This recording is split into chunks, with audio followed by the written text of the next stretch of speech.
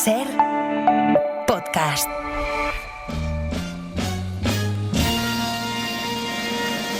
Cada miércoles tenemos una cita con un señor que ama el cine. Una historia de amor muy bonita y que no voy a contar qué final tiene. Que dice lo que piensa para bien. Me parece uno de los mejores actores del mundo. O para mal. Me olía que era una majadería, pero confirmado. Alguien que se define con una sola palabra. Es tremendo. Y que a esta hora abre la ventana del cine. No la abras. Y la abre. Carlos Bollero.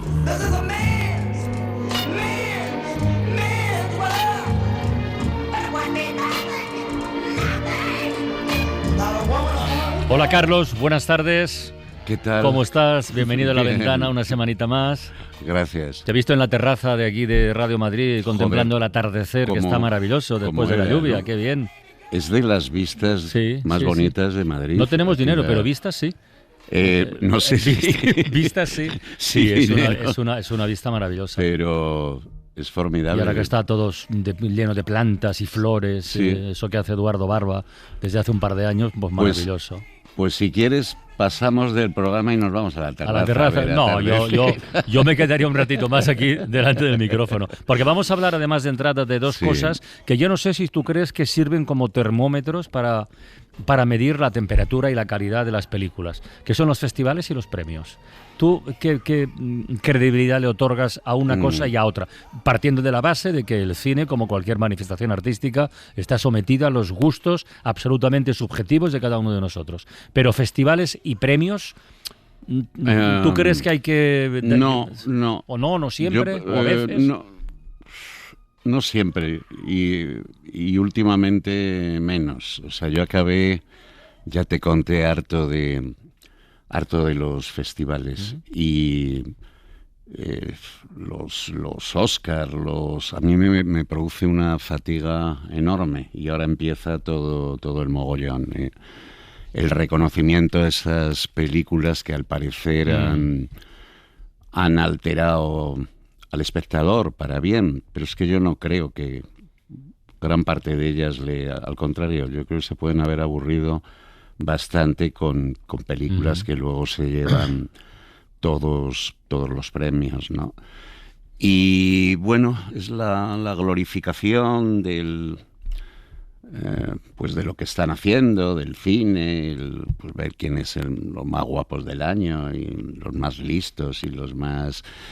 Pero yo no suelo estar de acuerdo con la mayoría de... Te lo digo porque en me poquitos producen días, ayer estuvimos mucha aquí pereza siguiendo la ya, nominación y de los nominados a los ayer Goya. fueron los Globos y el de fin de Oro, semana ¿no? fueron los Globos de Oro, que por cierto, los Los Globos de Oro a mí me fascinaban, ¿sabes cuándo? No.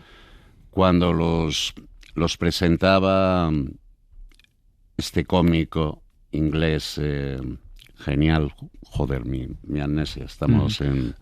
Bueno, se me ha ido.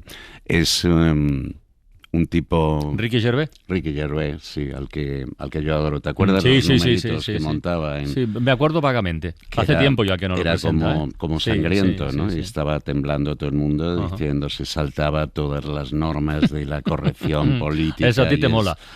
Sí, cómo no me va a molar. Y cada vez más. Pero Ricky Gervais era... ¿Has visto los monográficos que tiene ahí? Alguno. Es brutal. Y esa O sea, serie de la que es- hablamos alguna vez. Y la que- serie, sí, sí. que era Fantástica. muy bonita y tal. Pero vamos, a mí me provoca pereza. Entiendo que en el mundo del cine estén deseando que lleguen Ya. todas estas... Te lo digo porque, mira, por celebraciones. ejemplo, en lo de estar o no estar de acuerdo, los Globos de Oro han consagrado y han reforzado su posible carrera para ganar el Oscar a una peli que a ti no te acabó de matar, que es una batalla tras otra. It's not the waking, it's the rising. It is the grounding of a foot Ya te he puesto un fragmento de banda sonora Ya. simplemente para tenerla No, ahí de fondo, ¿eh? Pero te has equivocado en lo que has dicho de que me provocó. A mí me mató. Ah. Me mató de aburrimiento. Así, Sí, te aburriste con una batalla. Sí, mira que va, a mí va no de, me, a mí no me entusiasmó. Va de frenética. Pero sí, ¿no? sí, lo es. Pero yo no sé si quieren hacerlo, si van serios, si van bromas, si es una sátira, si es... Me parece un desmadre, no me interesa lo más mínimo esa historia. Y tiene uno de los personajes y de las interpretaciones más desagradables y bobas que he visto en los últimos años. Ya sé quién es. Que es el tal Sin Pen, haciendo de un militar, de un tarao en una probable confabulación de los millonarios trampianos, ¿no? Sí, Es como una parábola de... No, a mí es una película que no me...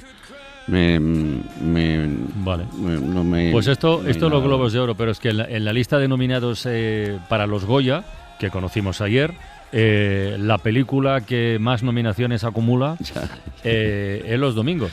Sí.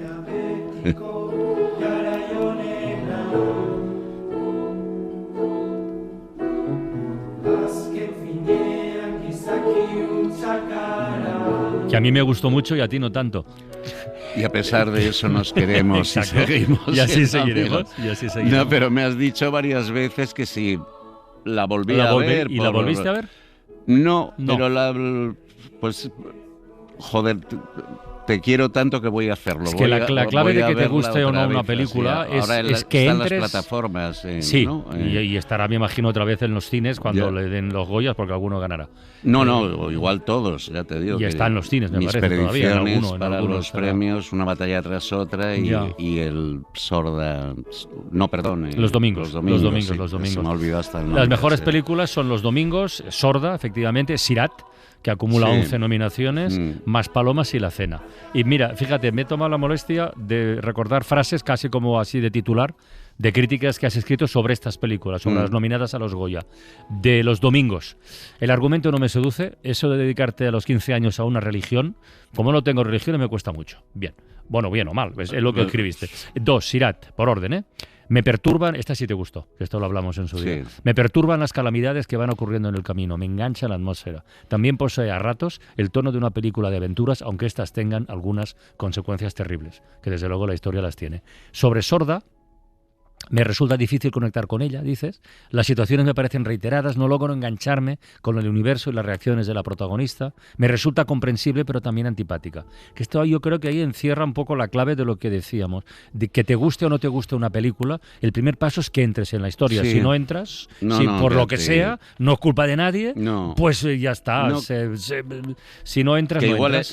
es culpa Claro, mía, o sigo mía, cuando Te tal. quiero Es que decir, eso es que es una... o de- Es como el amor. O funciona Sí, o no funciona. sí. No hay que esforzarse. O fluye o no fluye. Sí, pero yo cada vez fluye menos. Y mira que soy amoroso o he sido Ya. amoroso. Pues ¿no? mira, luego de Más Y Palomas con el dices, cine no te me quiero interesan contar. los personajes, estoy fuera todo el rato, me da igual lo que le ocurra a este señor. Y de La Cena, que también está nominada, dice salir con una sensación agradable del cine y la gente se reía, que esto lo comentamos, que coincidimos Sí. también. Es muy bonito en la sala oír risas, sin volverme loco, me parece una película muy decente. Estas son las 5 nominadas. Sí, y tu pues, opinión de ellas para los Goya. Sí, pues a ver si gana alguna que me guste a mí, pero ya te digo, lo tengo... A mí me hace mucha ilusión que hayan nominado a Elvira Mínguez como mejor actriz de ¿Ah, sí? reparto. Sí, por La Cena. En La Ah, por Cena, La claro. Cena, sí. La que dirige ahí el cotarro Sí. de los cocineros ahí Sí. en mitad del... Era divertida y está Sí. nominado también el protagonista. Alberto ¿no? San Juan. Alberto San Juan. Que está magnífico. Sí, ¿no? sí. Bueno. Pues mira, por esa me alegro. Y también me alegro que hayan nominado por Los Domingos a Patricia López Arnaiz, que me parece una actriz maravillosa. Yo la adoro, Sí, me parece es que extraordinaria. hace un papelón pero en esa peli. pero no precisamente por los domingos. Yo la última vez que esta señora me impresionó, que me gusta siempre que aparezca ahí, ¿no? Fue en Los Destellos. Los Destellos, sí, Me con parece Antonio que de la estaba Torre. soberbia, ¿no? Sí, ya lo creo. Pero sí, voy a volver a ver Los Domingos y a ver si me quiero ¿Me dejarán hacerme cura a mi edad? Tendrías que preguntarlo. Y- No sé si hay límite de edad para eso. No tengo ni idea. Ya, pues Pero ya lo preguntaremos. igual descubro una Ya. nueva motivación para hay una- vivir, hacerme cura y amar la religión Bueno, católica. y oye, esas hay una cosas, no sé. curiosidad en la lista de nominados. A mejor Sí. actor de reparto está Miguel Reyán por Qué el, bien- qué por El bien está. Cautivo. Es lo único que me gusta Pero del es que Cautivo, su Le han nominado interpretación, por sí. segunda vez después de 40 años. Le nominaron a mejor actor de reparto hace 40 años por Tata Mía de Borau. Tata Mía, Hace sí. 40 años. Sí. Y la han vuelto a Y le nominar. vuelven a nominar. Le han vuelto a nominar por El Cautivo. Ya Pues veremos si lo gana o no lo que gana. se lo den, porque está muy bien Miguel Reyán en el... Está muy bien siempre. en el Cautivo. Es muy buen actor. Sí, sí. Siempre, sí. Y un gran Esto conversador. siempre- Lo tuvimos aquí y un gran Sí, conversador. un Bueno, tío inteligente ¿podemos y hablar de agradable. alguna peli, algún tal? Si quieres hablamos del atardecer. Por ahí en cierto, la terraza, sí. ya hemos hablado también. Pues Por cierto, que seguimos. en los Globos de Oro estaba nominado, aunque no ganó, George Clooney por su última película, que es Jay Kelly.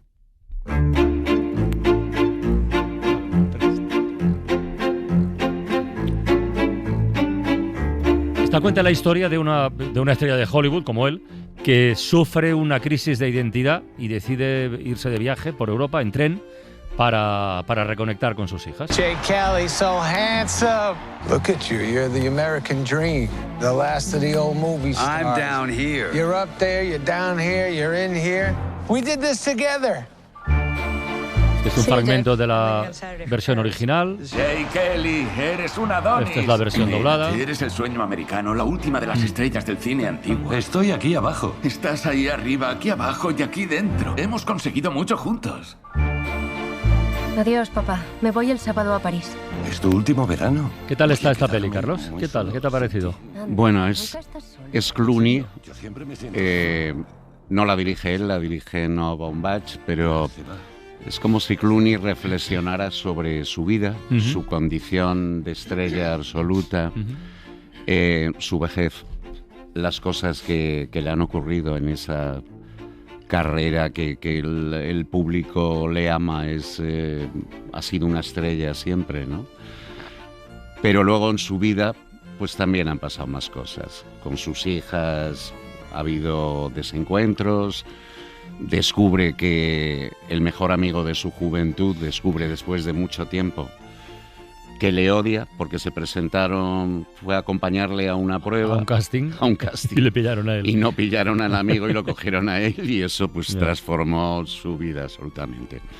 Y Clooney, el magnífico Clooney, es un actor que yo adoro y una estrella indiscutible porque tiene todo eso Sí, sí. que deben de tener las estrellas. Incluido humor, tiene un sentido del humor notable, ¿no? Y es el protagonista de interpretaciones para mí maravillosas como Up in the Air Ostras, sí. o Michael Clayton. Esas son las dos películas de Clooney que prefiero. Entonces, no sé hasta qué punto ha intervenido él en el guión, pero debe haber estado muy cercano. encima, muy encima. Y es pues en un pueblo de Francia que le hacen un homenaje, pero lo utiliza como pretexto para ver a su niña, que se ha venido de vacaciones a Europa, pues metido en un tren destartalado para ir al sitio, un señor pues que viaja siempre, que tiene sus aviones y todo esto, y en olor de multitudes. Sí, sí. Y él asumiendo su pasado, su momento actual, ¿qué voy a hacer a partir de ahora? Ya. O sea, pues bueno, ya estoy viejecito, ¿no? Y pensando las decisiones que tomó a lo largo de su vida, las que pudo acertar, equivocarse, pero también con un triunfador absoluto, con la sensación de haber vivido y haber hecho inmejorablemente su trabajo. La película tiene algunas bobaditas, el guión, hay concesiones ternuristas, pero lo que pasa es que yo... Está en Netflix la peli, ¿eh? Sí, el Está Netflix, en la he Netflix, visto, sí, sí. sí. Ni siquiera sé si se ha estrenado. Yo creo en que los ha cines ido- no la he visto, desde no, luego. debe haber ido directamente, pero vamos, esto ya es lo habitual.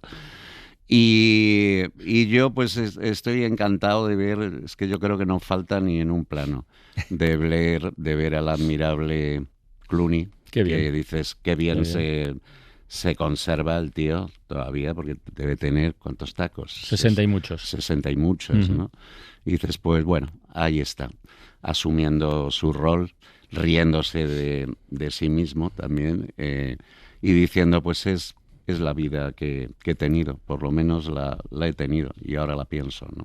Bueno, pues Joe Kelly se puede ver en 64, tiene. O sea, no 60 y muchos, sino 60 y unos cuantos. 64. Pero se conserva como nosotros. Sí, igual. Como tú y yo, exactamente igual. Bueno, esta se puede ver en Netflix, pero hablemos de un estreno de este viernes en la gran pantalla, que es Turno de Guardia. Hope there's someone who'll take care of me when I die. Will I go?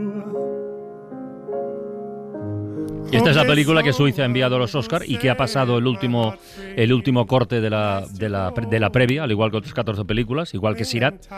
Y esta película cuenta la historia, bueno, es una historia muy acotada en el tiempo, porque es un turno de noche en un hospital, en una planta completa y, como suele ocurrir, con demasiados pacientes. Hallo. Hallo.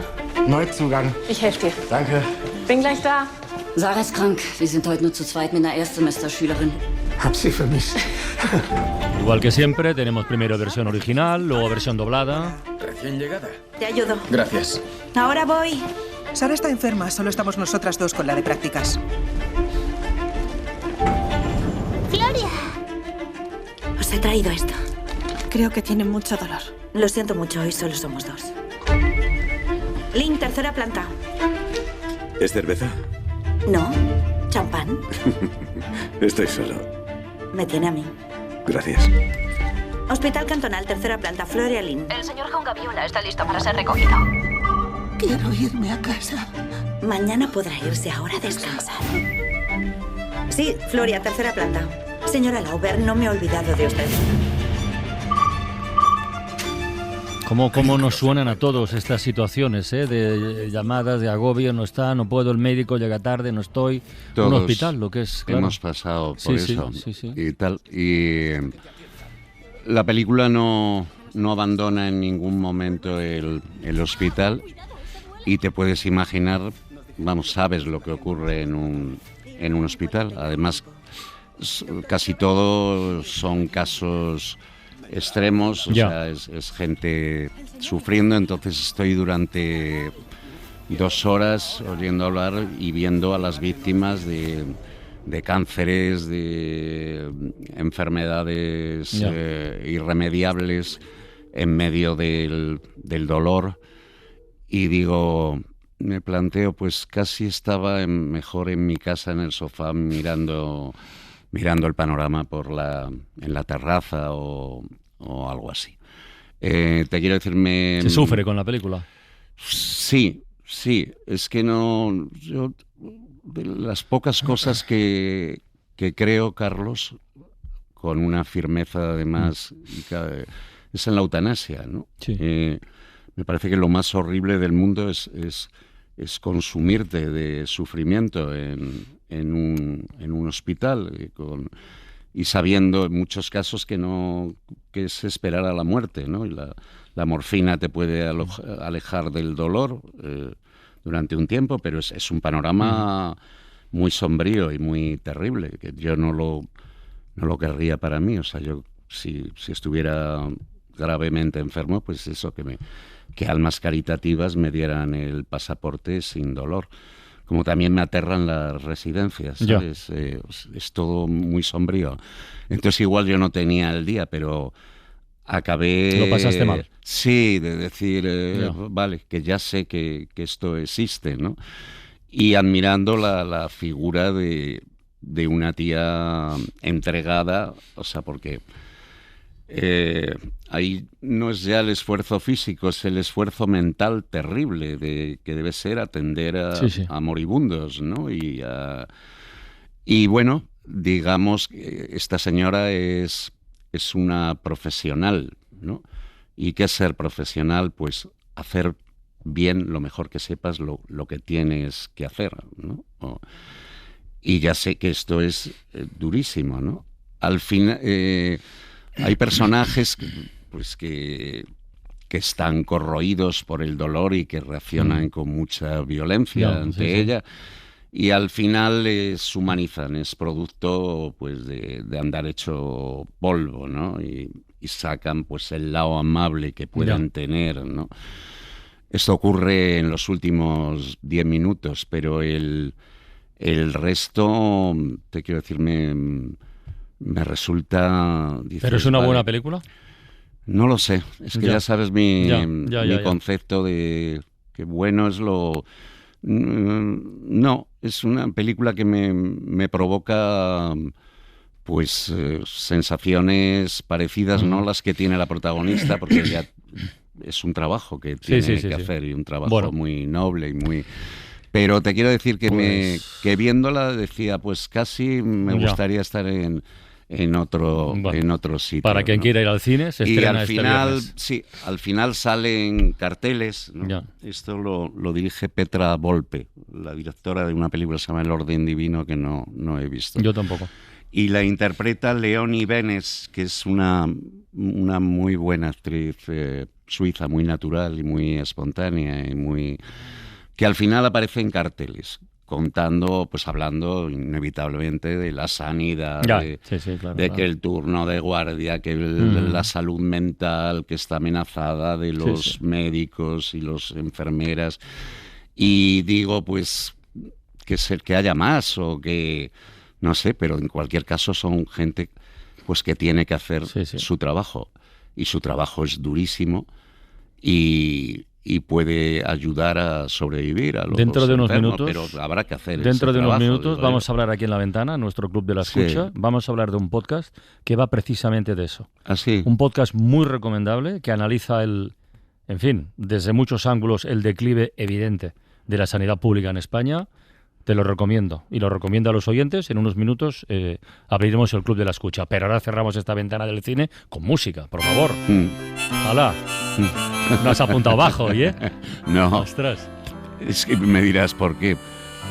No sé si te pasa que llevo todo el día con esta canción en mi cabeza. ¿Sí? Pero no sabes por qué. No, ni idea. No. Pero es Billy Joel hablándome del universo del hombre del piano, de ese perdedor que anda hecho polvo, pero que toca el piano y sobrevive, ¿no? El otro día vi a Ana Belén cantándola en directo. Joder, qué versión. Y, qué versión. Una maravilla, de verdad. Hace Ana, yo creo que me puso ella esta canción antes, cuando acababa de grabarla. Y, joder, me recorrió la emoción por todos los lados. Y dices, ¿cómo canta Ana, no? Y cómo es que lo tiene todo. Es muy buena actriz, muy buena cantante, muy buena persona, muy guapa. Es un ser humano notable, notabilísimo. Yo la quiero mucho.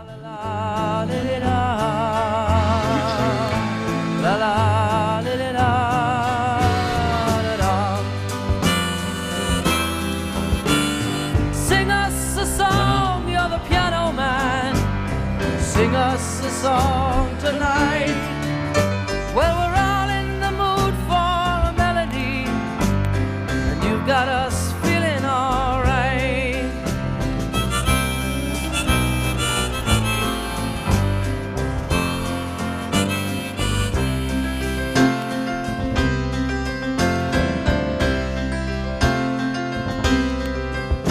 Now John at the bar is a friend of mine.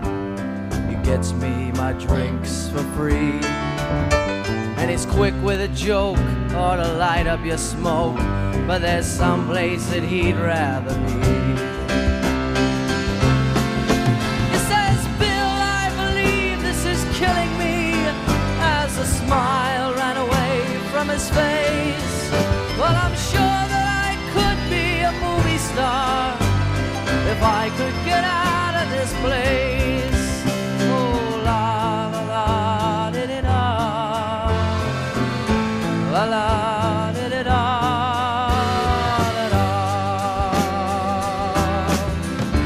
Now Paul is a real estate novelist who never had time for a wife, and he's talking with Davy, who's still in the Navy, and probably will be. Carlos Bollero, hasta la próxima semana, amigo. Qué bien que suene tanto la canción. Sí, y un poquito más que sonará, claro que final. sí. Cuídate mucho, guapo. Un beso, amigo. Chao, hasta luego. La Ventana, en Ser Podcast. Hoy no tengo ninguna duda de que vivimos en una simulación.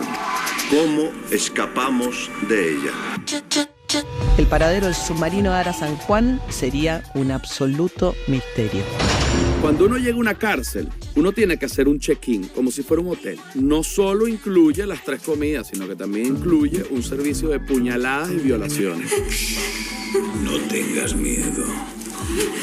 Bebé, felices sueños, princesa. Los pilotos buenos están muy cotizados. Las bandas se los disputan. ¡Que me des mi dinero, hostia!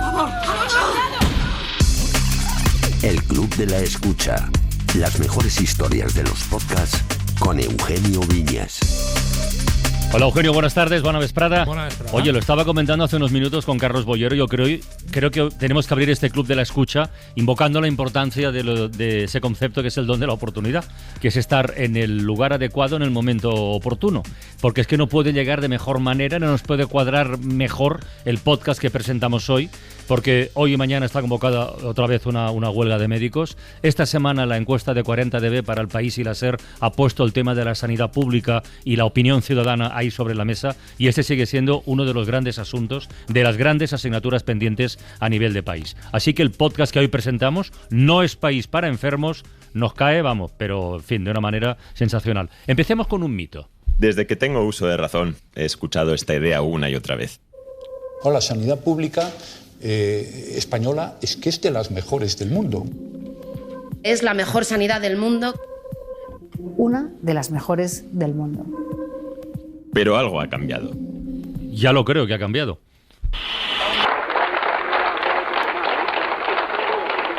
Estos son los aplausos que se han escuchado en las diferentes concentraciones que ha habido esta mañana por todo el país en defensa de la sanidad pública. Médicos de toda España han salido hoy a la calle para pedir al gobierno más recursos para la sanidad. Miles de personas han salido hoy a las calles de numerosas ciudades por la atención primaria. ¡Una sanidad pública de calidad! Reclaman más inversión y recursos, la que se garanticen los centros de salud abiertos y sin listas de espera, y que se dé prioridad a las consultas presenciales y la contratación de profesionales. La calidad del sistema está en cuestión. Listas de espera interminables para el traumatólogo, el digestivo o el ginecólogo. Citas con el médico de familia que se demoran más de una semana. Profesionales sanitarios saturados porque falta personal y no se cubren las bajas. Por la sobrecarga asistencial, por la temporalidad de sus contratos, por las guardias largas. También llamadas a la privatización y el cuestionamiento de la sostenibilidad financiera del sistema. Cristian Bengoa, buenas tardes. Buenas tardes. Bienvenido a La Ventana, este Club de la Escucha. Cristian Bengoa es responsable de proyectos del Servicio de Cardiología del Hospital Clínico San Carlos de Madrid y co-creador, junto al periodista Adrián Sebastián, de este podcast No es País para enfermos. Primero, de entrada por la duda, ¿cómo se embarca un gestor sanitario en un proyecto de audio de este tipo? Bueno, ¿Esto es divulgativo? ¿Esto es para concienciar? ¿Esto es un viaje de descubrimientos? Bueno, es como muchas cosas, surge en una cena entre amigos, que tengo amigos que son médicos, enfermeras y hay gente que no son ninguna de esas dos. Y claro, hablamos mucho de la sanidad. Y entonces, claro, uno dice, pues me he leído un artículo del País que me dice que hay colapso en urgencias. Y claro, resulta que tú puedes pensar, claro, para solucionar el tema del colapso en urgencias lo que hago es poner más médicos y más enfermeras en urgencias. Pero claro, nosotros queríamos contar una película que es mucho más complicada de contar, que por lo general en la prensa escrita no se encuentra, y en podcast seguro que no se encuentra, que es contar todo el sistema de salud, que es una película enorme. Hay que darse cuenta de lo grande que es. O sea, en mi hospital, por ejemplo, trabajan 5.000 personas. Claro, ahí hay 800 personas que están ingresadas, que hay que darles de comer, de desayunar, de comer, de merendar, de cenar. Hay gente que tiene hipertensión y no puede tomar sal, hay gente que no puede masticar, hay que limpiar todo el hospital. Claro, ahí hay una complejidad enorme. Y eso es lo que hemos querido contar en el podcast, porque la gente en realidad sí pensamos que tiene un interés concreto en cómo funciona la sanidad. Es decir, es la segunda preocupación de los españoles, solo por detrás de la vivienda. Entonces, claro, ahí es donde hemos querido entrar nosotros. ¿Quieres que profundicemos en lo del mito, falso mito, de que España llegó a tener la mejor sanidad del mundo? Este es Manel del Castillo, gerente del Hospital Sant Joan de Déu de Barcelona y presidente de Kairos, el comité encargado de liderar la reforma del sistema de salud catalán. Yo creo que no. Yo creo que eso ha sido un mito. Creo que no tiene fundamento decir que son. Primero porque no hay ningún ranking acreditado. Hay rankings, pero ningún ranking que diga, oiga, estos son los parámetros por los que medimos y ustedes están a lo mejor. Es una opinión, es incluso un deseo, es más wishful thinking. Los sistemas sanitarios no miden suficientes parámetros para valorar bien su performance, y los rankings tienen sus limitaciones. Aún así, insistimos en la pregunta. Este es Juan Abarca, presidente de H&M Hospitales y de la Fundación IDIS, algo parecido a la patronal de la sanidad privada. Bueno, el mundo tiene 200 y pico países, entonces pues posiblemente tengamos uno de los mejores sistemas sanitarios del mundo, porque, pues no sé, entre los 20 mejores, entre los 30 mejores. Y añade una idea interesante. A mí no me importa que tengamos el primer sistema sanitario, el mejor sistema sanitario del mundo. Lo que me importa es que tengamos el mejor sistema sanitario que sea posible. Esa es la diferencia. Y esto es lo que opina mi padre. Uno de los mejores se puede decir que sí, decir que era el mejor. Estamos ya sufriendo una especie de bloqueo a un modelo asistencial que necesita cambios muy profundos. No se puede seguir diciendo eso políticamente. En resumen, teníamos un sistema sólido, pero evidencia, lo que es evidencia de que tuviéramos la mejor sanidad del mundo, no hay. No hay evidencia de esto, y sí hay seguro una curiosidad en muchísimos oyentes diciendo ¿qué pinta aquí el padre del autor del podcast? Bueno, pues tiene su explicación. Te preguntarás qué pinta mi padre aquí. Rafael Bengoa, he venido a verle porque leí un titular que me llamó muchísimo la atención, que es este. Bengoa ficha por Obama para asesorar sobre la reforma sanitaria. Es usted un poco el Pau Gasol de la sanidad española. Sí, bueno, eso está un poco exagerado. Hay 6 o 7 grupos de trabajo que están preparando el terreno y yo voy a estar diciendo con algunos otros expertos europeos un poquito por dónde creemos que pueden tirar las cosas. Ese era mi padre en el año 2013, cuando fue invitado por Estados Unidos para asesorar en sanidad al gobierno norteamericano junto a otros expertos europeos. También ha sido consejero de Sanidad del País Vasco y director de sistemas de salud de la Organización Mundial de la Salud. Por eso nos puede ayudar a entender qué pasa y qué podemos hacer. Además, conoce a los grandes expertos del sector y nos pondrá en contacto con ellos. En el mundillo de la gestión sanitaria se le conoce como el hombre que siempre habla de cronicidad, porque es su batalla. La idea que lleva defendiendo desde hace 25 años, cuando no tanta gente lo hacía. La tesis es la siguiente. Se viene una avalancha de ancianos con enfermedades crónicas que ni nuestro sistema de salud, ni el de ningún otro país, va a poder soportar tal y como está. Y esa avalancha ya ha venido y nos ha atropellado. Bueno, o sea, por darte un dato, en Cataluña, y lo decimos en el podcast, en 30 años han pasado de 50.000 personas por encima de 85 años a 250.000 personas. Se ha multiplicado por 5. Exacto. Es que es una barbaridad. Eso es una barbaridad, y más o menos el sistema sanitario está organizado igual. Es decir, centros de salud y hospitales que atienden a la población. Eso no ha cambiado mucho. También está parecido que las enfermeras y los médicos hacen prácticamente lo mismo. Se ha tecnificado, Sí. pero la organización es la misma. Eso no ha cambiado tanto. Pero lo que es la mesogestión, que es cómo nos organizamos, cómo contratamos a los profesionales, cómo asignamos el dinero a los hospitales, etcétera, que es francamente muy, muy mejorable, por no decir que es un auténtico desastre. Este es Manel del Castillo, presidente de Kairos, un comité del gobierno de Cataluña creado para reformar el sistema de salud. Hace muchos años que hablamos del envejecimiento de la población. Bueno, pero esto ya ha llegado. En Cataluña, por ejemplo, datos en Cataluña, hemos multiplicado por 5 el número de mayores de 85 años. Hemos pasado de 50.000 a 250.000.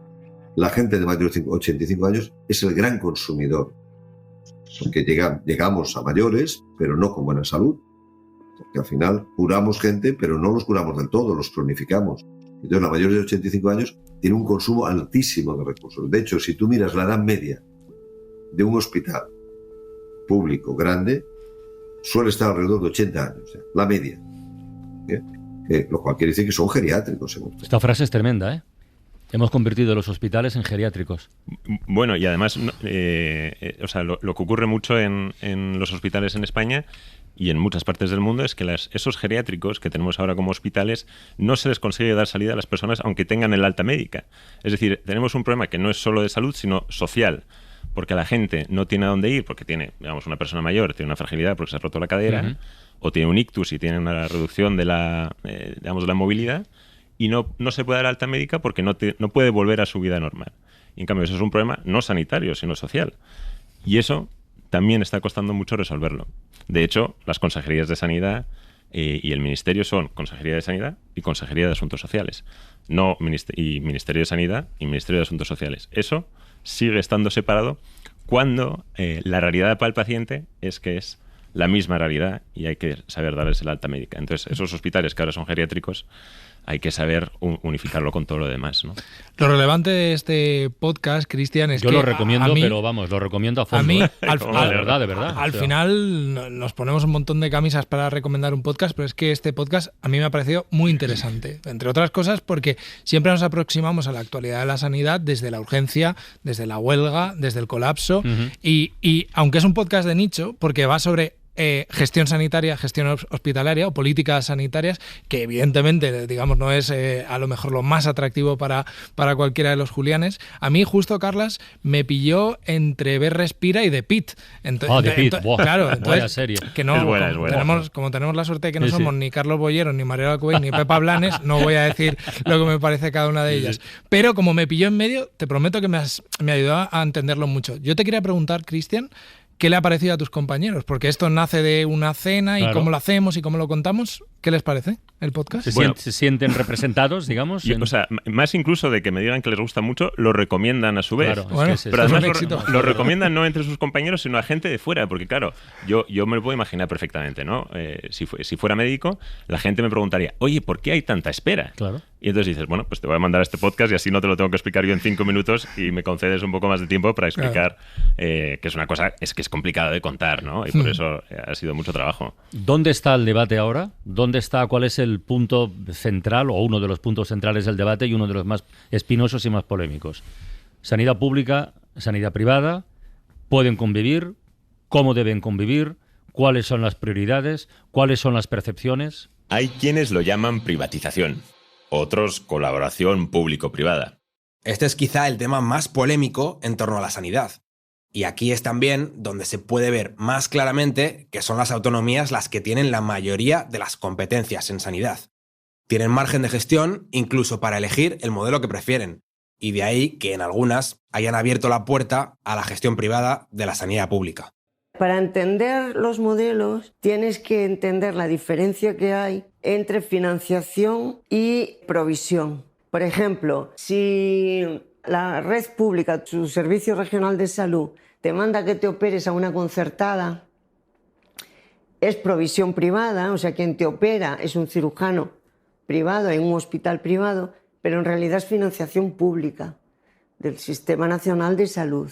En el modelo por defecto, el que se diseñó en el 86 y que sigue más o menos vigente en la mayoría de las comunidades, es el Estado quien financia los servicios sanitarios y también quien los provisiona. Lo hace en un hospital o un centro de salud de su propiedad, administrado por el propio Estado y donde la mayoría de sus trabajadores son funcionarios. ¿Y qué consigue este modelo? Bueno, lo más importante es que garantiza la equidad del sistema y que los intereses sanitarios siempre se prioricen sobre los económicos. Y eso no es poca cosa.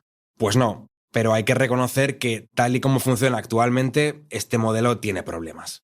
Seguimos sujetos a unos procesos administrativos muy rígidos y lo que ha ocurrido en los últimos 20 años es que es incompatible con lo que está ocurriendo de forma muy dinámica, una revolución en la medicina y en la prevención. Tienes un modelo de medicina que está moviéndose a toda velocidad y un modelo administrativo que casi lo frena.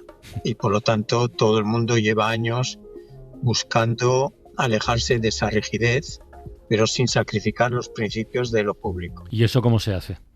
¿O cómo se puede hacer? Bueno, es difícil, ¿eh? O sea, desde luego lo que hay es un bloqueo político para resolver estos asuntos y a lo mejor la solución no es tan dicotómica como a veces se plantea, ¿no? Nosotros en el podcast no planteamos que la solución sea modelos de concesión a empresas privadas, porque lo que le pasa a las empresas privadas es que tienden a buscar eficiencias, que eso está muy bien. Sí. Lo que pasa es que cuando uno busca esa eficiencia, no necesario, y es una empresa privada, con ánimo de lucro, esa eficiencia no la va a revertir en la salud de la población, sino la va a revertir en sus accionistas que por eso han hecho una inversión. Como acabamos de comprobar hace poco.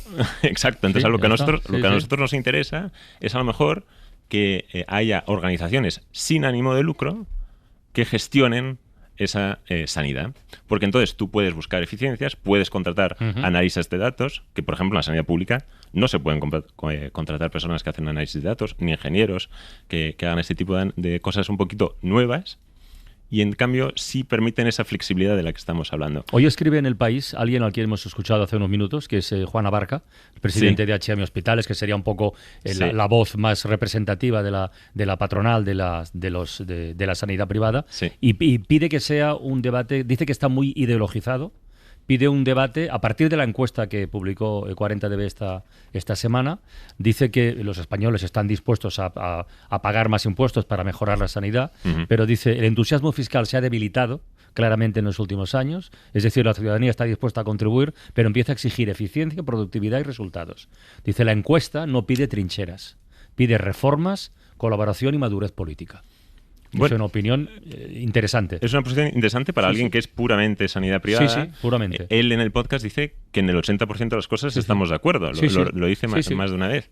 Entonces, él tiene una posición muy interesante ahí en el que no está diciendo que haya que invertir únicamente, o sea, que no haya que dejar de invertir en sanidad pública. Eso le interesa. Para nada, Pero que es de hecho, el titular de su artículo es Sanidad pública fuerte, sector privado útil y necesario. Me parece impecable. Claro. Entonces, sí tiene sentido invertir más en sanidad pública, pero cuando hagamos esa inversión, tiene sentido invertirla de una manera que tenga la mayor utilidad para cuidar de la salud de los ciudadanos. Ahora lo que está pasando, y lo que empieza a preocupar, es que hay señales que muestran que los ciudadanos no están viendo una respuesta en el sistema público. ¿Y qué hace uno cuando no ve respuesta en el sistema público? Buscar alternativas. Buscar alternativas. Entonces, ahora, desde antes, comparado con antes de la pandemia, hay 1 millón de personas más con aseguramiento privado que ahora. Eso es una señal que nos tiene que preocupar. Porque, claro, eso quiere decir, yo lo puedo entender, ¿no? Yo tengo una lista de espera y tengo un dolor, no me atienden hasta dentro de semanas o igual meses. Eso para el diagnóstico. Pero luego para el tratamiento tengo que volver a esperar. Y luego una vez que me tratan tengo que hacer una rehabilitación. Si no me lo están haciendo bien, porque no hay inversión y no hay reforma, son las dos cosas, claro, la gente lo que hace es saltar a la privada. Muy bien, o muy mal, pero es lo que hay. Cristian Bengoa, muchísimas gracias. De verdad recomendamos No es País para Enfermos, el podcast que me he presentado esta semana en el Club de la Escucha. Muchísimas gracias. Mucha suerte. En La Ventana acontece, que no es poco. Un relato personal de la historia, con Nieves con Costrina, Cadena SER.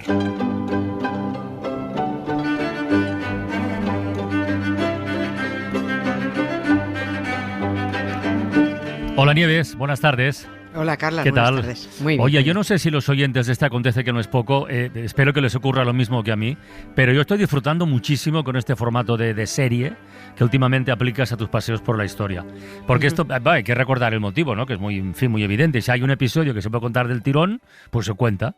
Pero si el tema se complica y tiene tramas, subtramas, y para entenderlo hay que ir por partes, pues adelante también, ¿no? Y esta semana recuerdo que estamos con una historia portuguesa, bueno, seguramente una de las etapas más negras en la historia de Portugal, y con un protagonista destacado, el Marqués de Pombal, que no sé si lo sabes, pero incluso tuvo una miniserie de televisión hace casi 20 años.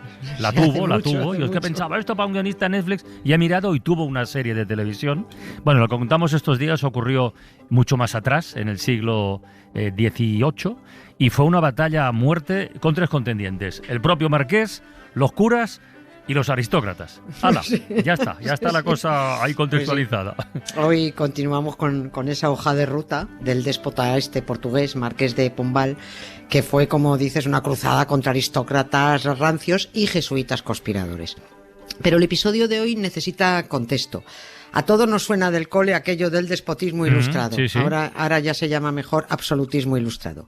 Y su famoso lema que nos decían, todo para el pueblo, pero sin el pueblo.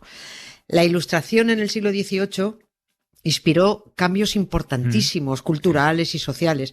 Y los reyes progres, por llamarlos de alguna manera, hombre, porque rey y progreso son términos antagónicos, pero estaban de acuerdo con eso de meter la ilustración debajo de la boina de sus súbditos. Pero cuidado, ojo, sin dejar a los súbditos intervenir en nada. Las decisiones se tomaban sin contar con ellos. Eso era el despotismo. Monarquías como la española, con Carlos III, la prusiana, con Federico II, la francesa, con Luis XVI, la portuguesa, con José I, estaban todas incluidas en ese concepto del absolutismo ilustrado. El marqués de Pombal, que era el mandamás de Portugal, por mucho que hubiera rey, era un déspota ilustradísimo. O un ilustrado despotísimo, da igual. Él iba a renovar Portugal social y culturalmente, pero por las bravas, aunque lo tuviera que poner todo perdido de sangre. Por eso necesitaba quitarse obstáculos del camino. Y no solo porque sectores de curas y nobles defendieran el inmovilismo y pusieran palos en la rueda del progreso, sino también porque eran sus enemigos, y porque si no los quitaba él de en medio, es que ellos lo iban a quitar a él, o uno o los otros. Por eso el marqués de Pombal descabezó a la rancia aristocracia que podría menoscabar su prestigio ante el rey, y ahora a por los jesuitas. Y era un plan sin fisuras.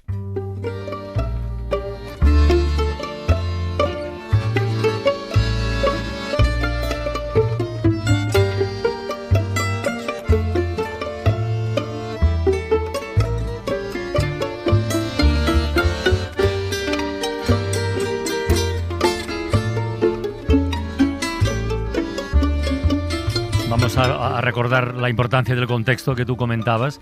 El por qué se fue el marqués de Pombal por la familia de los Tábora, lo que contamos el otro día con el pretexto del atentado al rey y esas cosas, eso ya quedó claro. Pero ¿cuál era la excusa o la coartada para ir contra los jesuitas?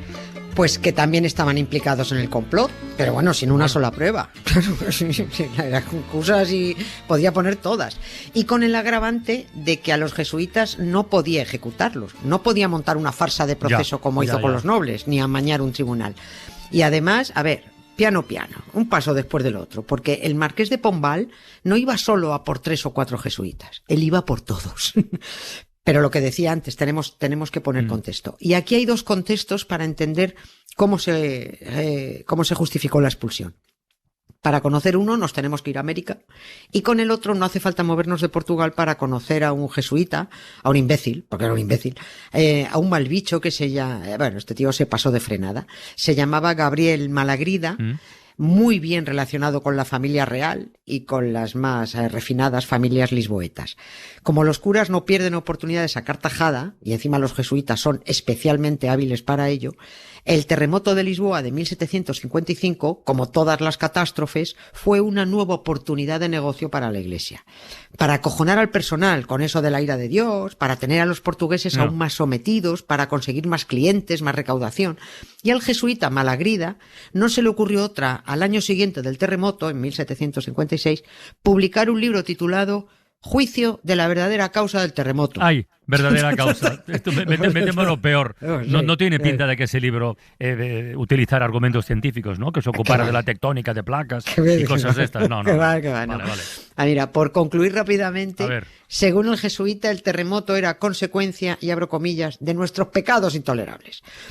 Esto cabreó mucho al marqués de Pombal, porque el marqués había distribuido por todo Portugal instrucciones, lo hizo perfecto esto, de lo que había que hacer si volvía a producirse otro terremoto, calmando a la población, explicando que eran fenómenos naturales, y el jesuita, en plan réplica, como si fuera un terremoto, sale con su libro diciendo que todo era castigo del tal Dios, que estoy un canalla, porque no tiene otra cosa que hacer en el cielo que pergeñar planes para putear a la población, está claro.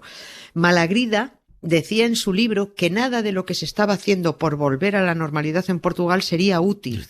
No había que hacer nada salvo aguantar los designios divinos y rezar. Rezar mucho, organizar muchas procesiones y montar algún que otro auto de fe y quemar unos cuantos herejes y unos judíos. Eso que no falte nunca. Claro, por supuesto, por eso anima mucho el cotarro callejero. El marqués de Pombal tenía a Malagrida y a unos cuantos jesuitas metidos entre ceja y ceja. Y tras el atentado del rey, ahí aprovechó para implicarlos. Los encarceló porque no podía juzgarlos y además no aspiraba a cargarse a un puñado de jesuitas. Este tío era ansia viva contra los jesuitas. Al infierno.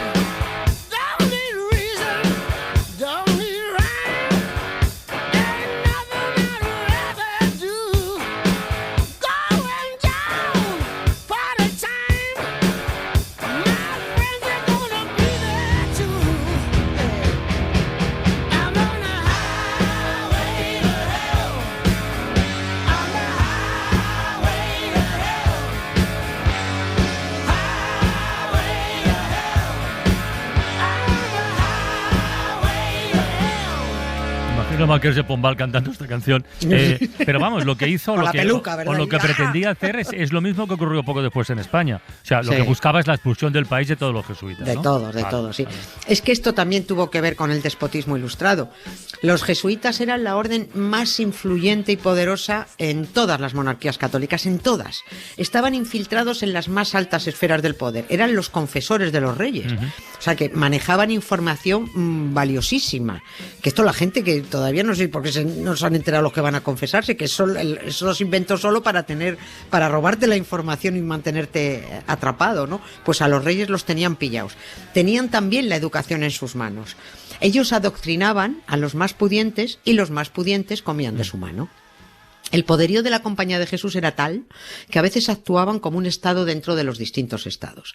Y a mediados del siglo XVIII, todos los reinos católicos, España, Francia, Nápoles, Sicilia, el Ducado de Parma, Portugal, casi todos expulsaron a los jesuitas de sus territorios y presionaron al Papa para que disolviera la compañía empresarial esta jesuítica. Pero antes, cada país tuvo que buscarse su propia excusa, su propio pretexto para ordenar la expulsión. Bueno, no podían decir porque sí, tenían que inventar algo. Carlos III acusó a los jesuitas de instigar el famoso motín de Esquilache. En Francia buscaron otra excusa. En Portugal fue lo del atentado al rey. Pero el que abrió la espita, el primero que tuvo perendengues en decretar la expulsión, fue el Marqués de Pombal. Y cuando decía que fue un plan sin fisuras, es porque, recordemos, los Tábora fueron condenados el 12 de enero de 1759, ejecutados el 13. Y solo 6 días después, el 19 de enero, se decretó la expulsión de los jesuitas, de todos. No quedó ni uno en territorio portugués, bueno, ni americano. Pero aquí hay algo que no cuadra, porque, a los que supuestamente se consideraba sospechosos de atentar contra el rey ya los tenía encarcelados. O sea, entonces, ¿qué justificación utilizó para expulsar al resto? Pues ahora es el momento de irse a América para poner el otro contexto que nos faltaba. Porque el Marqués de Pombal tenía muchas más razones, como también las tuvo Carlos III, para deshacerse de estos curas. Quien haya visto la película La Misión, con Jeremy Irons y Robert De Niro, pues sabrá, peliculón, sabrá, se situará más o menos en lo que hablamos. A los demás, pues les recomendamos que la vean. Porque además tiene esa banda sonora maravillosa de Ennio Morricone, una maravilla. Y en América, en aquellos mismos años de mediados del siglo XVIII, había aliada una muy gorda de los portugueses y los españoles contra los jesuitas. Fueron, sobre todo para Portugal, unos años muy locos, ya lo hemos venido diciendo, recordemos. En el 1755 el terremoto, el motín de los taberneros de Oporto en el 57, que esto todavía lo tenemos ahí pendiente, pero va a caer ya. En el 58 el atentado al rey, en el 59 la ejecución de los Tábora y la expulsión de los jesuitas. En fin, mucho junto. Pero a la vez que estaba liada en Portugal, los portugueses también la tenían liada en América. Por eso se considera que fue el periodo más negro de la historia de Portugal. Que yo creo que nunca hemos hablado además de despacio, me refiero, lo hemos mencionado, de las reducciones. ¿Qué son las reducciones? Los asentamientos que crearon los jesuitas para los nativos americanos. Eso se llamaban reducciones. Los jesuitas, siempre con tanto ojo, pillaron a los aldeanos de allí, a los de allá, a los de otra aldea de un poco más allá, y los redujeron a todos a un pueblo grande. Por eso se llamaban reducciones. Eran unos pueblos alucinantes los que crearon, urbanísticamente impecables, pensados para reunir a los nativos, tenerlos muy controlados, evangelizar, hacerlos vivir en comunidad y pastorearlos de forma más efectiva. Las reducciones del Paraguay son patrimonio de la humanidad, ojo.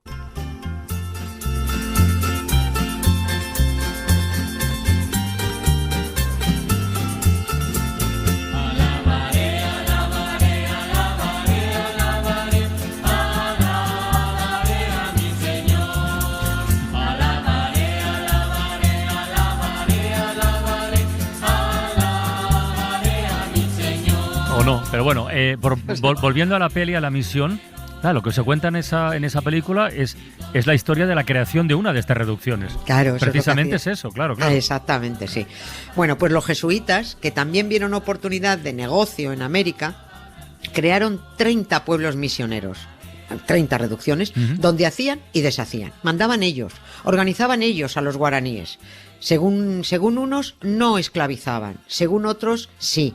pero a la manera jesuítica, o sea, que pareciera que no, como lo hacen ellos. El proyecto misionero estuvo muy bien hecho, pero con unos clarísimos intereses económicos y evangelizadores. Eran prácticamente autónomos, casi actuaban al margen de las coronas de España y Portugal. Y en 1750 se tensaron mucho las relaciones de los jesuitas con los reyes de España y Portugal, porque los dos reinos firmaron un acuerdo que se llamó el Tratado de los Límites, donde por fin quedaba claro de una vez por todas los territorios que eran de Portugal y los que eran de España. Llevaban embroncados por esto 200 y pico años.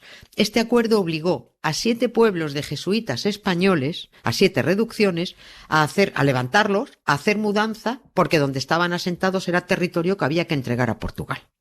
Los jesuitas se negaron, los guaraníes también, porque estaban a gustico ya donde estaban, y ya se habían hecho a un modo de vida y a una estructura social que no les venía nada mal. Como no se iban, tropas españolas y portuguesas fueron a obligarles a irse, y como los jesuitas se habían encargado ya de facilitar armas a los guaraníes, pues se lió muy gorda. Y los guaraníes armados daban mucho miedito. Oye, pero en este caso los perjudicados serían los jesuitas españoles, no portugueses, ¿no? Sí, pero con los jesuitas portugueses el problema fue otro. Este era un problema general con los jesuitas, que se defendían a morir, pero el problema fue otro. Y es que el marqués de Pombal pretendió en aquella mitad del siglo XVIII fundar compañías comerciales en Brasil. Y eso perjudicaba el negocio de los jesuitas. Con el Tratado de Límites se les fastidiaba a los jesuitas lo que ellos consideraban monopolio suyo en las colonias portuguesas. Ellos comerciaban, ellos mandaban, ellos hacían y deshacían en sus reducciones, en sus estados dentro del estado. Así que, entre la rebeldía jesuítica y que instigaron a los guaraníes a levantarse contra Portugal, entre que el bobo de Malagrida quería evitar terremotos quemando herejes, y entre que el despotismo ilustrado de los Borbones de España, Francia, Nápoles, Sicilia, había instalado en la Europa católica una campaña inmisericorde contra la Compañía de Jesús, el primero que dio el paso para expulsarlos y requisarles todos los bienes fue el marqués de Pombal en Portugal. Y por supuesto, también se fue por los jesuitas de América. Y así fueron expulsados de un país tras otro hasta que el Papa aceptó las presiones monárquicas, sobre todo de los Borbones, y suprimió la Compañía de Jesús. Según justificaron entonces, por inspiración del Espíritu Santo. Bueno. Es el mismo Palomo que se lió con la María a espaldas de José. Bueno, pues ese le dijo al Papa, cárgate a estos. Nadie se preocupe por ellos, porque tuvieron una sorprendente capacidad de regeneración económica.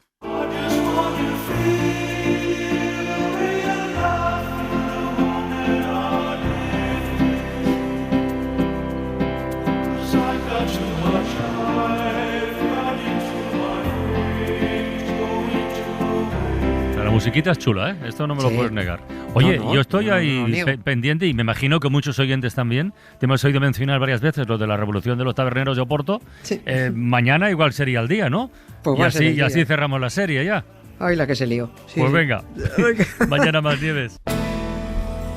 Lo que queda del día, con Isaías Lafuente. Me da a mí, Isaías, que esa reunión para hablar del futuro de Groenlandia, que ha durado tan poco, tiene que haber ido con perdón como el culo. Para un problema pero bueno, tan grande, ya veremos. Demasiado corto ha sido ya la lo creo. Pero todo el mundo hemos estado pendientes de esa reunión en Estados Unidos sobre Groenlandia, una reunión muy a alto nivel. Nosotros en La Ventana también. Todo es en torno a este inquietante tema, Francino, muy tormentoso, nos decía Tony Martínez. Es todo muy tormentoso. Groenlandia ha advertido a su población de que se van a tener que acostumbrar a ver militares en las calles después de las amenazas de Donald Trump. Esto lo ha advertido el primer ministro de Groenlandia. Ha anunciado que va a haber soldados en las calles apatrullando Groenlandia. Para hacernos una idea, la población de Groenlandia es de unos 55.000 habitantes, más o menos como Mérida o Mollet del Vallès. Es como si Donald Trump se propone invadir Mérida y el alcalde anuncia: vamos a poner a la Guardia Urbana en las calles. Nuestra única ambición es marchar con precisión. Hay un añadido de dificultad, y es que la extensión de Groenlandia es 4 veces España, con lo que la Guardia Urbana de Mérida tiene que patrullar España, Francia e Italia más o menos, vigilando que no venga el ejército de Estados Unidos. ¿Pero estamos locos o qué? Sobre el primer ministro de Groenlandia, Donald Trump ha dicho en su tono habitualmente respetuoso: ¿pero usted quién es? Exactamente eso ha dicho. No sé ni quién es, pero pronto va a tener un problema. Solo le ha faltado decir: lo aplastaré como a una cucaracha. Bueno, hay esta reunión. Antes de que comenzara, Donald Trump ha escrito en su red social que cualquier solución distinta a la anexión de Groenlandia a Estados Unidos es inaceptable. ¡Hala!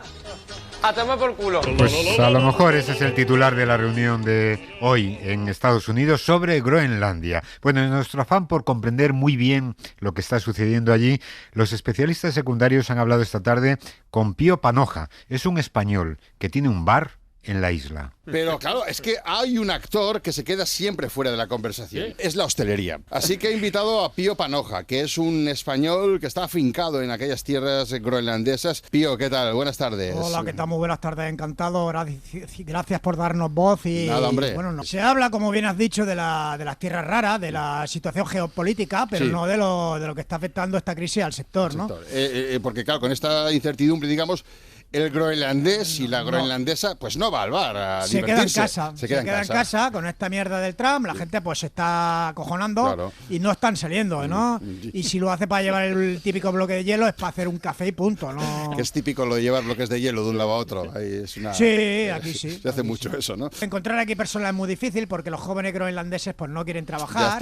Ya estamos. Los inuits. Yo los llamo inútiles. Bueno, inútiles. Respeta, tío. Te vienen con que ¿qué sueldo voy a tener? O sea, les ofrece un trabajo y ¿qué sueldo voy a tener? ¿Cuántos días de fiesta? ¿Cuántas horas? ¿Cuántas horas? Sí. Pero sí. ¿cómo que cuántas horas? Inuit. ¿Con quién has empatado tú, Inuit? Entonces, en la hotelería se sabe cuándo se entra, pero no se sabe cuándo se sale. Es verdad. Eso ha sido así siempre, toda la vida. Sí, y yo le digo lo mismo a estos chavales Inuit, le digo, si tú no coges el trabajo, en la puerta tengo una cola de chavales dispuestos a cogerlo. Pero ahí en Groenlandia no hay mucha cola, ¿verdad? Aquí no hay ni Dios. En fin, ya vemos que hay perfiles muy semejantes en todos los lugares del mundo, sea aquí o en Groenlandia. La opinión de este hombre, de Pío Panoja, es una opinión de mierda, como son algunas de las que ha recibido La Prados después de hablar de los roscones de Reyes en La Ventana hace una semana. Bueno, nos lo ha contado esta tarde. Que no pase un día sin que des tu opinión de mierda. Hola Prados, ¿qué tal? Hola, todo el mundo. Yo muy bien, porque ya se ha acabado lo de decir feliz año, así que puedo seguir con mi vida. Como cada semana vengo a dar mi humilde opinión, ¿sí? Aunque la semana pasada sobre el roscón no tuvo mucha acogida en redes. Tuve adeptos, pero también tuve gente que se enfadó muchísimo. ¿Ah, sí? Sí. Vale. Auténticos templarios del dulce, que vinieron a dejarme comentarios tan ingeniosos como estos son comentarios reales. Sánchez dimisión. ¿Por el roscón?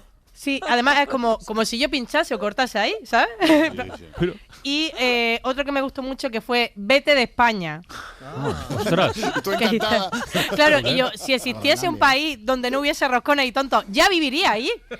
Esto es un fenómeno que seguirá pasando porque, bueno, pues soy consciente de que no puede gustar todo lo que digo a todo el mundo. Ya.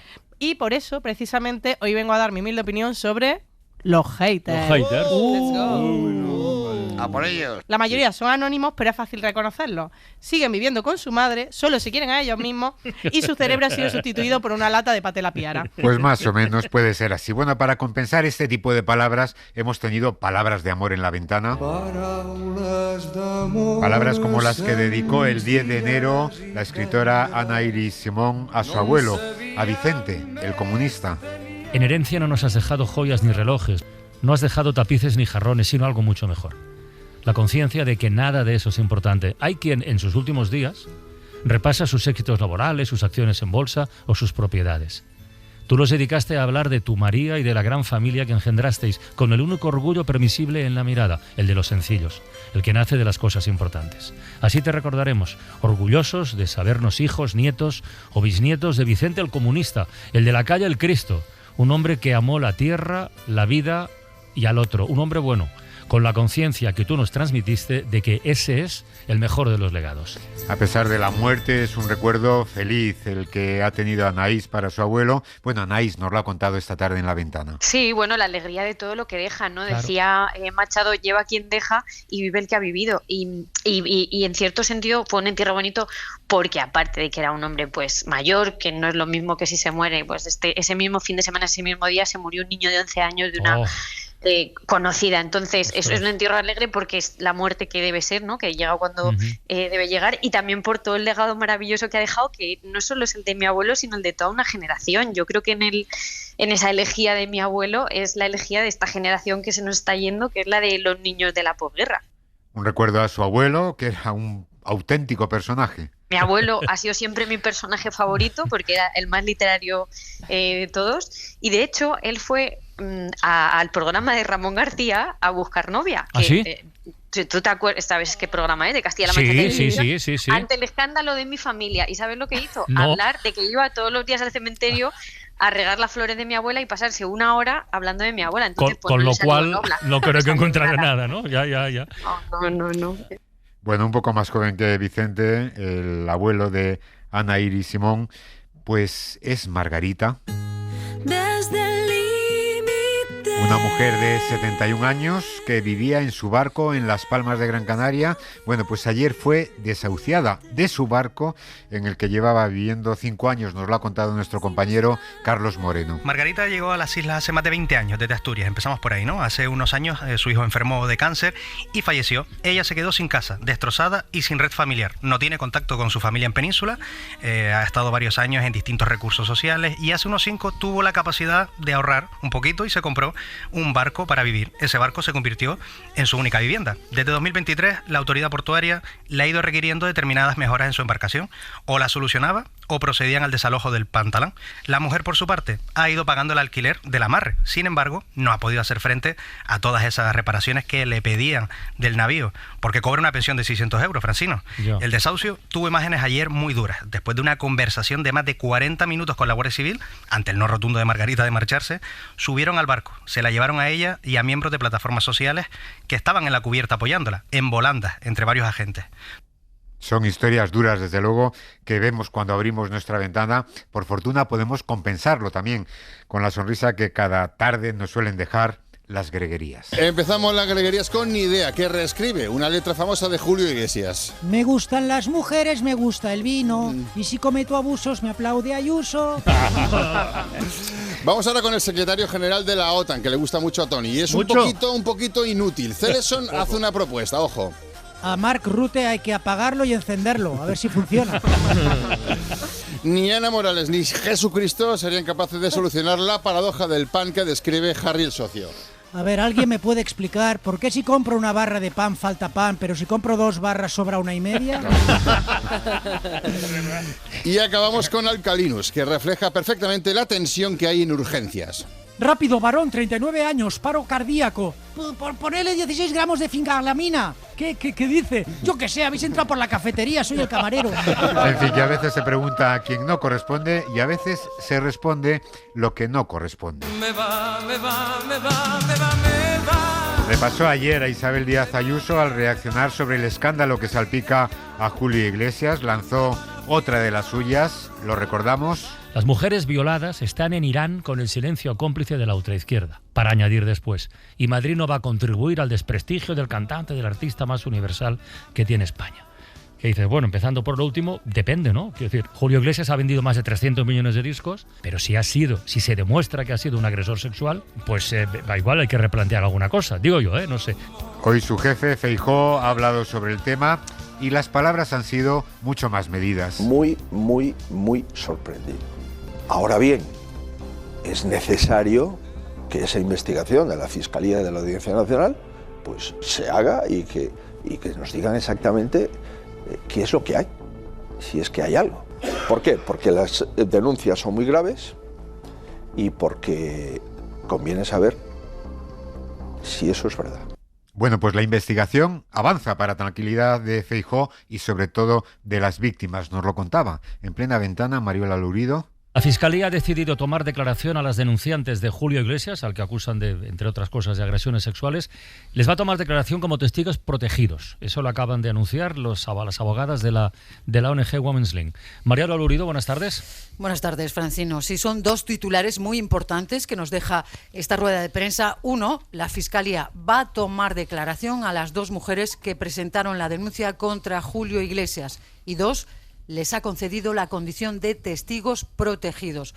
Son 2 pasos, que ha dado ya rápidamente, ¿no? La Fiscalía de la Audiencia Nacional, a la espera, han dicho, de que se tome una decisión definitiva sobre si la investigación continúa ahí en la Audiencia Nacional. Es desde luego este escándalo, presunto escándalo, tema de conversación en todas las tertulias, en todos los encuentros. Hoy Matías Vallés nos recordaba, no mucha gente ha entrevistado a Julio Iglesias, bueno, él pudo entrevistarlo hace tiempo, y recordaba. El titular era una frase suya que es: estoy más allá del bien y del mal. Y yo creo que define muy bien la situación que estamos viviendo. Es decir, personajes, ídolos, mitos, como queramos llamar, que no se sitúan ellos. Yo creo que los sitúa la masa más allá del bien y del mal. La mitad de la crónica, Carles, era las personas, mujeres, a quienes había besado esa tarde Julio Iglesias. Yo he estado con Miguel Bosé, yo he estado con los más guapos, como todos, con Michael Douglas, con quien sea. Yo nunca he visto lo que vi con Julio Iglesias. O sea, el cambio que ha habido es brutal, pero él está educado en unas coordenadas que, digamos, en las que lo que ha pasado, lo que parece que ha pasado,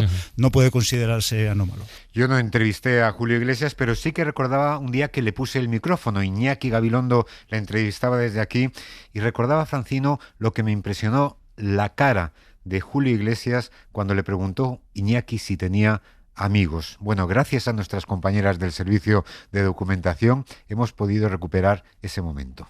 Pues una última cosa, Julio. ¿Cómo andas de amigos, Julio? Pocos amigos, pocos. ¿Sabes tú que a veces todas esas palabras que dices que se juntan de mito, esas cosas que están muy lejanas de mi cabeza, pero que pueden existir en un momento determinado, te apartan un poco de muchas cosas y te aíslan de muchas realidades. Yo vivo pues más o menos solo y yo vivo dedicado a mi trabajo. Tengo algunos amigos de siempre, pocos de ahora, poquísimos de ahora, casi todos son de siempre. Y soy de los que ahí se les puedo dar la espalda y no tengo miedo a nada. Pero ¿tienes algún amigo para que en el momento en el que pinches o que estés absolutamente abatido tengas un hombro de gran confianza a tu lado o no? Yo pienso que tengo que pinchar para saberlo. Bueno, pues este es un momento para que evalúe Julio Iglesias si realmente tiene amigos cerca de él o solamente tiene empleadas a las que explotaba. Bueno, y hoy hemos tenido un interesantísimo club de la escucha, un podcast titulado No es país para enfermos, que se plantea si nuestro sistema, uno de los mejores sistemas sanitarios del mundo, puede estar al borde del colapso. Cristian Bengoa es responsable de proyectos del Servicio de Cardiología del Hospital Clínico San Carlos y es el co-creador de este podcast, algo que se plantea y que ya advirtió su padre, Rafael Bengoa. Fue consejero de Sanidad en el País Vasco, asesor de Obama en materia sanitaria y ya entonces pronosticó que quizás España no es que no fuera país para enfermos, sino país para crónicos, porque los enfermos serían crónicos. Por darte un dato, en Cataluña en 30 años han pasado de 50.000 personas por encima de 85 años a 250.000 personas. Se ha multiplicado por 5. Exacto. Es que es una barbaridad. Eso es una barbaridad y más o menos el sistema sanitario está organizado igual, es decir, centros de salud y hospitales que atienden a la población. Eso no ha cambiado mucho, hacen prácticamente lo mismo, se ha tecnificado, pero la organización es la misma, eso no ha cambiado tanto. Lo que ocurre mucho en los hospitales en España y en muchas partes del mundo es que esos geriátricos que tenemos ahora como hospitales no se les consigue dar salida a las personas aunque tengan el alta médica, porque la gente no tiene a dónde ir, porque tiene, digamos, una persona mayor, tiene una fragilidad porque se ha roto la cadera, o tiene un ictus y tiene una reducción de la movilidad, y no se puede dar alta médica porque no puede volver a su vida normal.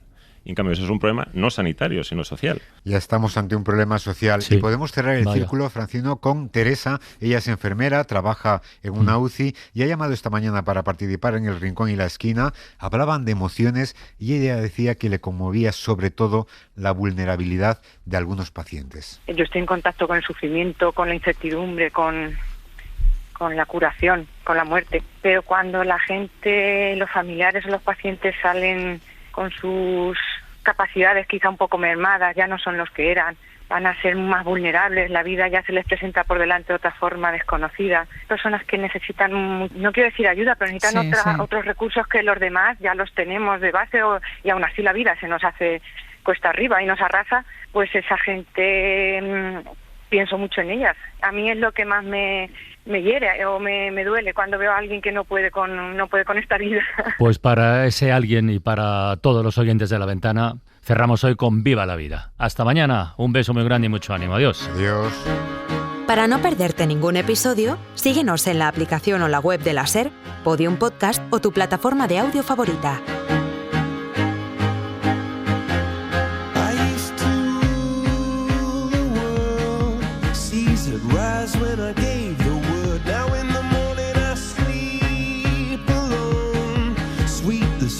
I